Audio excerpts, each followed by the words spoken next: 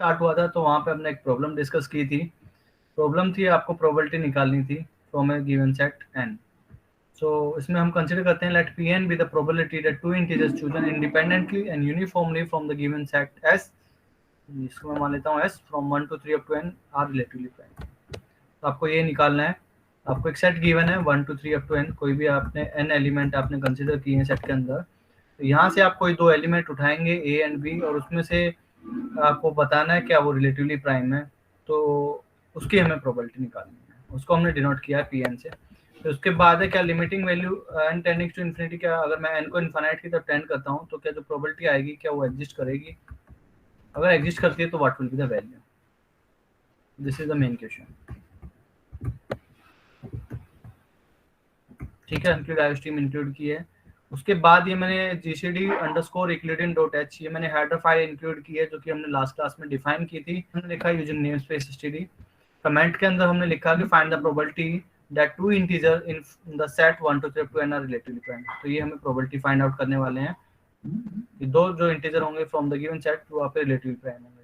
तो उसके बाद हमने लिखा है इंटीजर मेन पे हमने एक वेरिएबल डिफाइन किया है ऑफ लॉन्ग डेटा टाइप। उसके बाद सी आउटपुट कमांड दी है enter the value of n की वैल्यू आप एंटर करेंगे कीबोर्ड से। तो सी इन कमांड n के अंदर वो जो वैल्यू आप देंगे वो स्टोर कराएगी n के अंदर। हमने यहाँ पे डिक्लेयर किया काउंट, वो भी आपका लॉन्ग डेटा टाइप का है, उसको हमने इनिशियलाइज कर दिया 0। तो ये काउंट क्या काम करने वाला है, यहाँ पे दो इंटीजर आप चूज करेंगे और चेक करेंगे क्या GCD 1 है। अगर GCD 1 है तो हम काउंट को अपडेट कराते रहेंगे बाई 1। तो लास्ट में जो हम प्रोबेबिलिटी निकालेंगे वो हम निकालेंगे जितने हमारे पास GCD 1 आया है, जितनी बार हमारे पास GCD 1 आया है और dividing by total number of experiment जितने हमने किए हैं, टोटल नंबर ऑफ एक्सपेरिमेंट्स।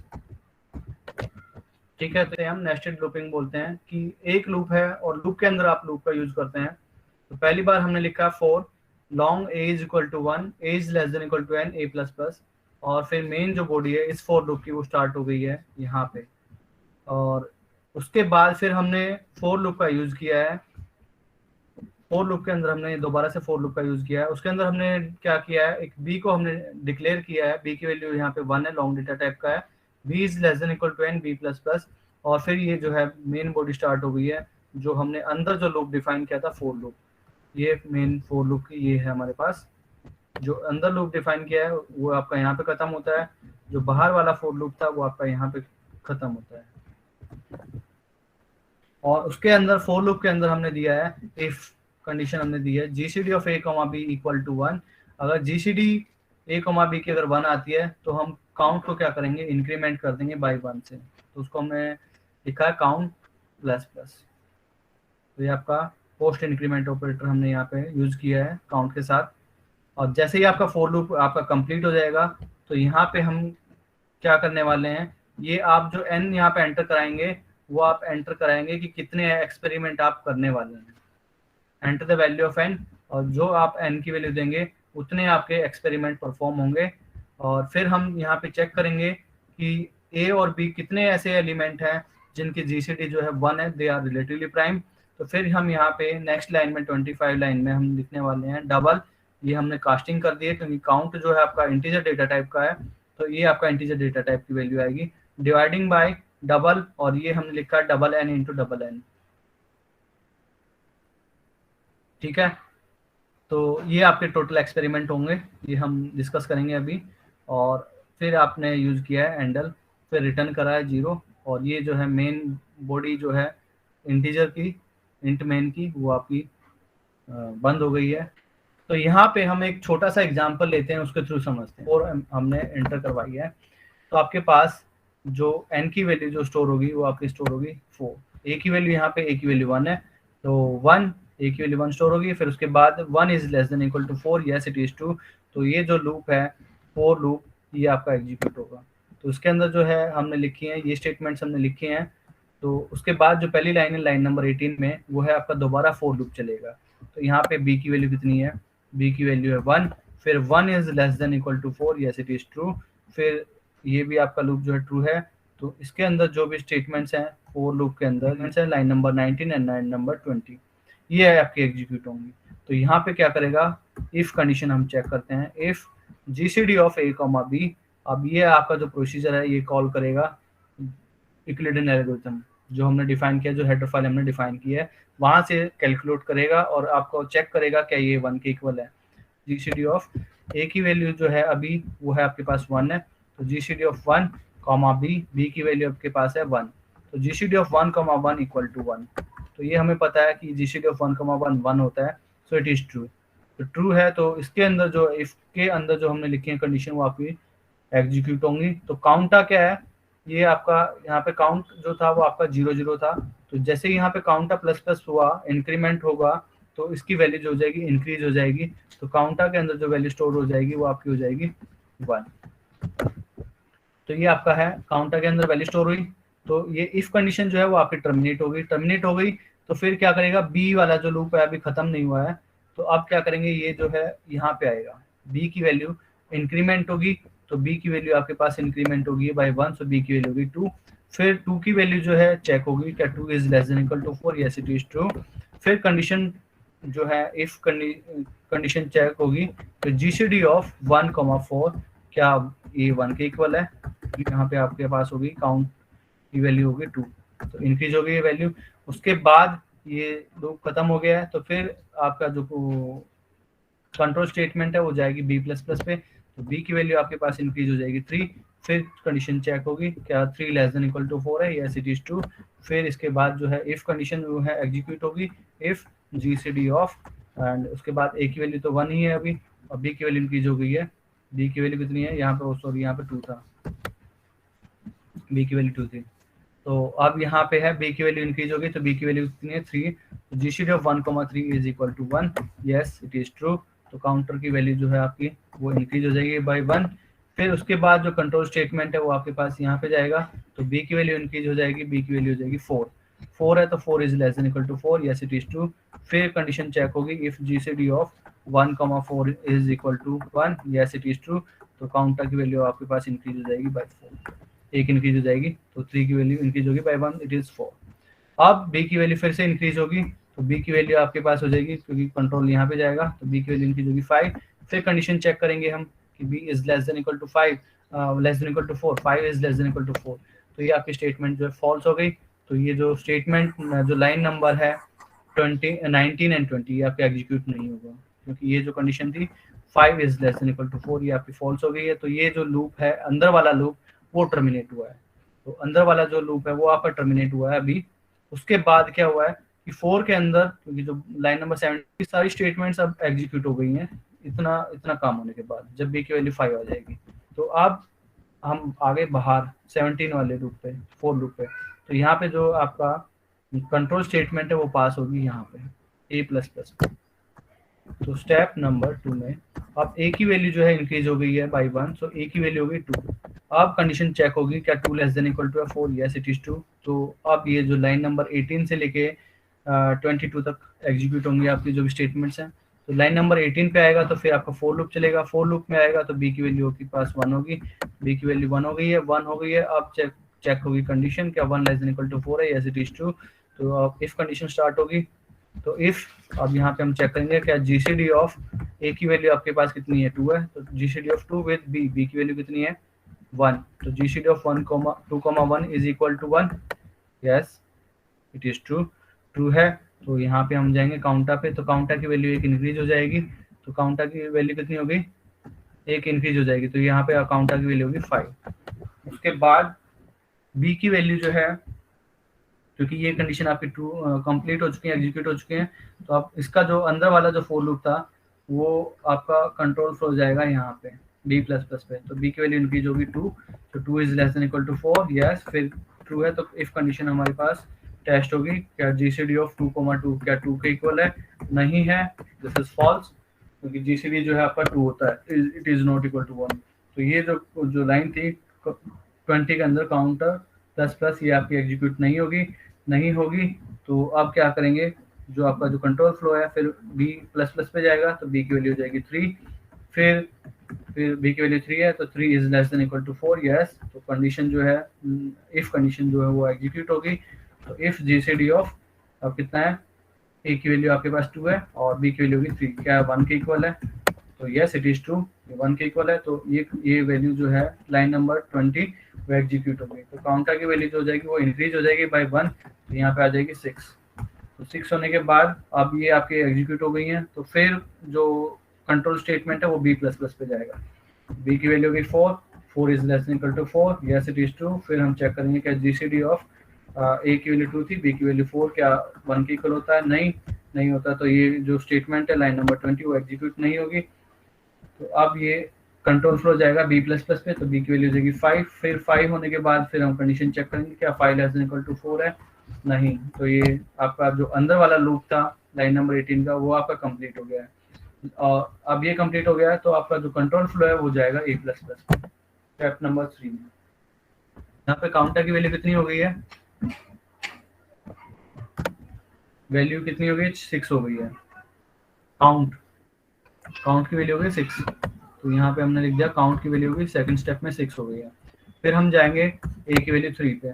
तो स्टेप नंबर 3 में जैसे ही हम आए यहाँ पे तो ए की वैल्यू जो है इंक्रीज हो चुकी है बाय 1, तो ए की वैल्यू होगी 3। तो अब ये जो है आपका चेक करेगा 3 is less than equal to 4, yes it is true. तो ट्रू है तो ये लाइन नंबर 18 से लेके 22 तक ये आपका एग्जीक्यूट होगा। तो लाइन नंबर 18 में आएंगे तो फोर लूप आपका है, तो फोर लूप आपका स्टार्ट होगा। तो बी की वैल्यू 1 है तो बी की वैल्यू 1। फिर 1 is less than equal to 4, yes it is true. True है तो इसके बाद जो फोर लूप के बाद जो भी स्टेटमेंट्स हैं आपने लिखी हैं इसके अंदर वो आपकी एग्जीक्यूट होंगी। तो फिर हम चेक करेंगे condition if GCD of A comma B. A की वैल्यू आपके पास 3 है, बी की वैल्यू कितनी है? 1, क्या 1 के इक्वल होता है? Yes it is true. तो ट्रू है तो आपकी ये जो है लाइन नंबर 20 एग्जीक्यूट होगी। तो काउंट के अंदर जो है आपकी वैल्यू इंक्रीज हो जाएगी बाय 1। तो काउंट की वैल्यू कितनी थी? यहाँ पे 6 थी, तो 6 वैल्यू थी, तो यहाँ पे काउंट की वैल्यू होगी 7, तो इट इज 7। अब ये एग्जीक्यूट हो गई है कमांड्स। तो अब आपका कंट्रोल फ्लो जाएगा दोबारा बी प्लस प्लस पे। तो बी की वैल्यू इंक्रीज होगी 2, फिर 2 is less than equal to 4। फिर हम कंडीशन चेक करेंगे जीसीडी ऑफ 3 कॉमा 2 क्या 1 के इक्वल होता है? Yes it is true. तो फिर काउंट की वैल्यू जो है वो इंक्रीज हो जाएगी 8 से। फिर बी की वैल्यू इंक्रीज होगी बाई 3 हो जाएगी, तो 3 is less than equal to 4, yes it is true. फिर कंडीशन चेक होगी क्या जीसीडी ऑफ 3 कॉमा 4 जो है आपका ए की वैल्यू 3 है और बी की वैल्यू 3 है, क्या 1 के इक्वल होता है? नो नहीं होता है। तो आपकी लाइन नंबर जो 20 है वो एग्जीक्यूट नहीं होगी। फिर कंट्रोल फ्लो जाएगा बी प्लस प्लस पे, तो बी की वैल्यू हो जाएगी 4, 4 is less than equal to 4, yes it is true. तो इफ जीसीडी ऑफ, फिर कंडीशन चेक करेंगे क्या जीसीडी ऑफ 3 कॉमा 4 क्या 1 के इक्वल होता है? Yes it is true. True है तो काउंट प्लस प्लस ये आपका एग्जीक्यूट होगा। तो यहाँ पर काउंट की वैल्यू जो जाएगी वो इंक्रीमेंट हो जाएगी बाय 1, सो काउंट की वैल्यू होगी 9। अब बी की वैल्यू फिर से इंक्रीज होगी, तो बी की वैल्यू हो जाएगी 5, 5 is less than equal to 4, this is wrong. तो आपका स्टेटमेंट एग्जीक्यूट नहीं होगी। तो अब जो कंट्रोल फ्लो जाएगा वो जाएगा ए प्लस प्लस पे। तो स्टेप नंबर हम 4 में चले जाएंगे। स्टेप नंबर 4 में ए की वैल्यू हो जाएगी 4, और यहाँ पे काउंट की वैल्यू कितनी हो चुकी है? वो आपकी वैल्यू हो चुकी है यहाँ पे 9, काउंट की वैल्यू होगी 9। फिर ए की वैल्यू 4, लास्ट स्टेप है।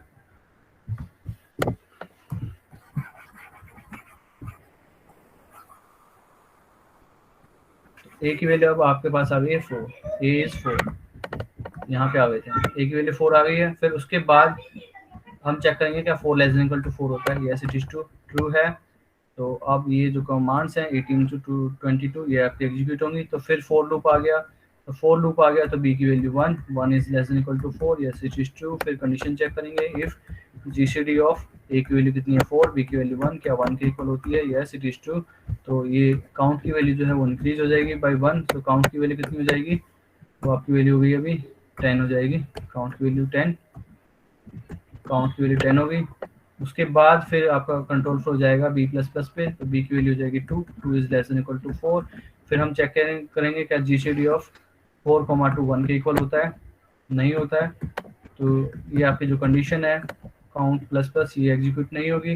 फिर बी की वैल्यू इंक्रीज होगी बाय 1, तो 3 is less than equal to 4। फिर हम चेक करेंगे कि जीसीडी ऑफ 4 कॉमा 3 क्या 1 के इक्वल होता है? यस इट इज ट्रू है। तो आपकी जो लाइन नंबर 20 है वो एग्जीक्यूट होगी।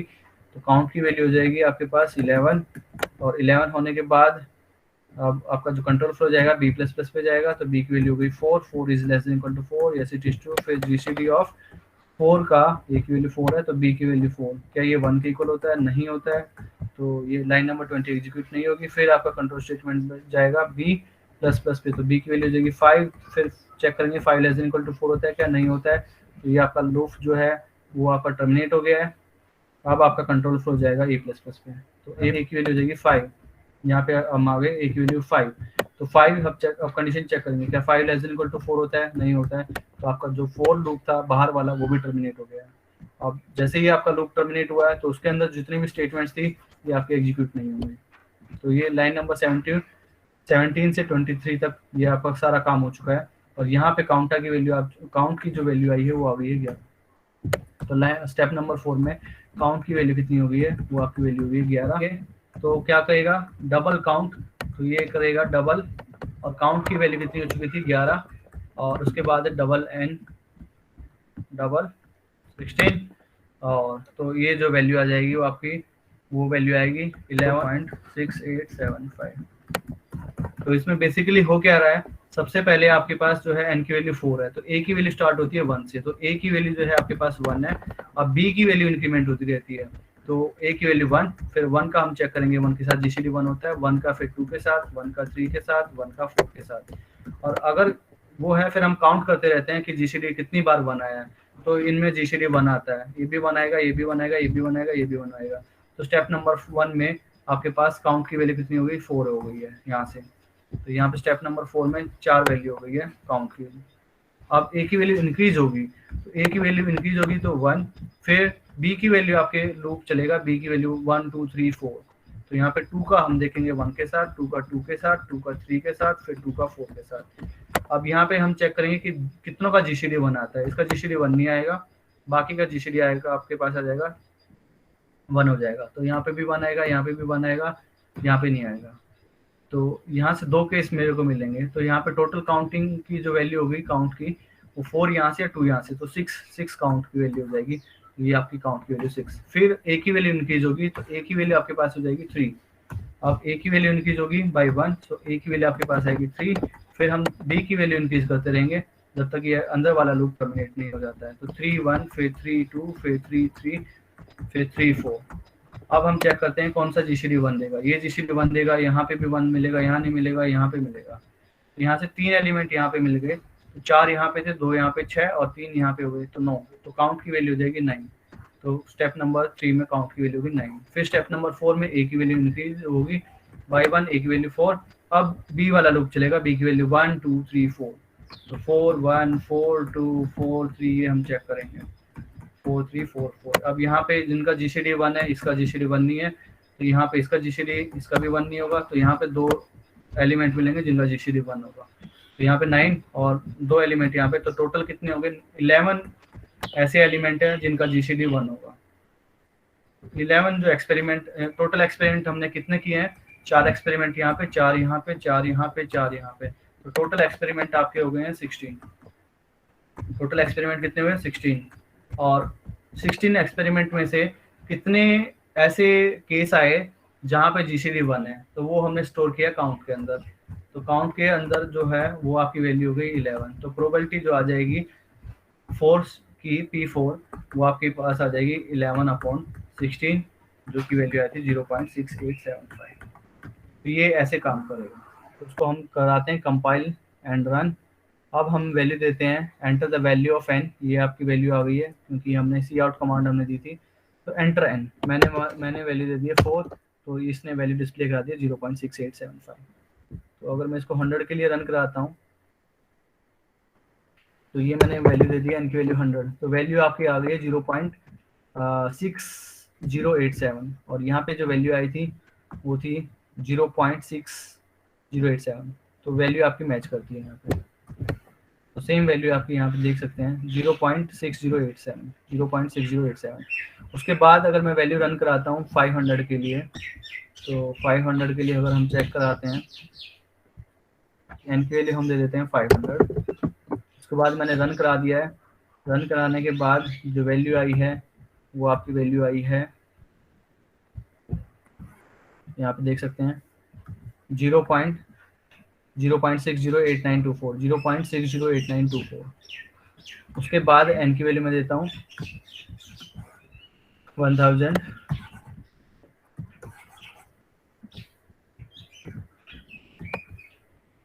इसको हम कराते हैं कंपाइल एंड रन। एन की वैल्यू मैं दे देता हूँ, enter the value of n, तो ये होगा 1000। वैल्यू आपके पास आ गई 0.608383। तो ये भी वैल्यू जो है आपकी सेम है 0.608383। अब मैं लेता हूँ एन की वैल्यू 5000, तो इसको मैं रन कराता हूँ। एन की वैल्यू मैं देता हूँ 5000। अब देखिए टाइम लेना स्टार्ट हो गया है। तो टाइम लिया इसने, और वैल्यू इसने कितना टाइम लिया, 8.334। लेकिन उससे पहले इसका टाइमिंग जो था कम था, तो यहाँ पे थोड़ा सा वेट करना पड़ा हमें आउटपुट लेने के लिए। तो यहाँ पे वैल्यू आई है 0.608037। 0.608037 सेम वैल्यू है। अब मैं लेता हूँ 10,000, तो इसमें देखना यहाँ पे ये प्रोग्राम काम करना बंद कर देगा। काम करेगा बट वैल्यू कब आएगी वो नहीं पता मुझे, कब आएगी। ये वैल्यू मैंने एंटर करा दिया है, आप देखिए।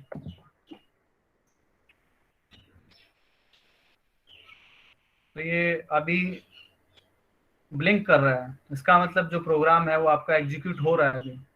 क्यों? क्योंकि यहाँ पे आपने वैल्यू दी है वो जो है 10,000 दी है, और कितने एक्सपेरिमेंट होंगे, आपको कितने एक्सपेरिमेंट करने पड़ेंगे, 10,000 के होल स्क्वायर। तो अब ये वैल्यू आपके पास आ गई है 25.4 सेकेंड्स में। तो वैल्यू आया 0.60795।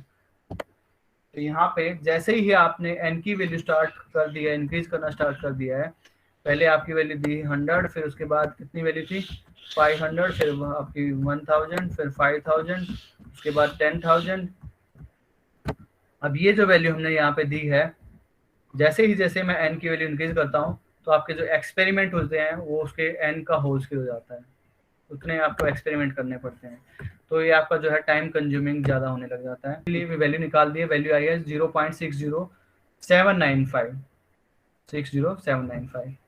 तो यहाँ पे हम देख लेते हैं कितनी वैल्यू है, 0.60795। ठीक है, अब मैं देता हूँ 15,000, 50,000। तो ये जो है प्रोग्राम काफ़ी टाइम लेगा। ये मैंने एंटर करा दिया है, तो ये अभी ब्लिंक कर रहे हैं। कुछ वैल्यू आई नहीं आई, तो इसको मैं कट कर दे रहा हूँ क्योंकि ये अभी काम कर रहा है। इसको एंड का होल्स के इतने एक्सपेरिमेंट करने पड़ेंगे, तो इतने एक्सपेरिमेंट करने के लिए आपका टाइम कंज्यूमिंग होगा। उसको मैं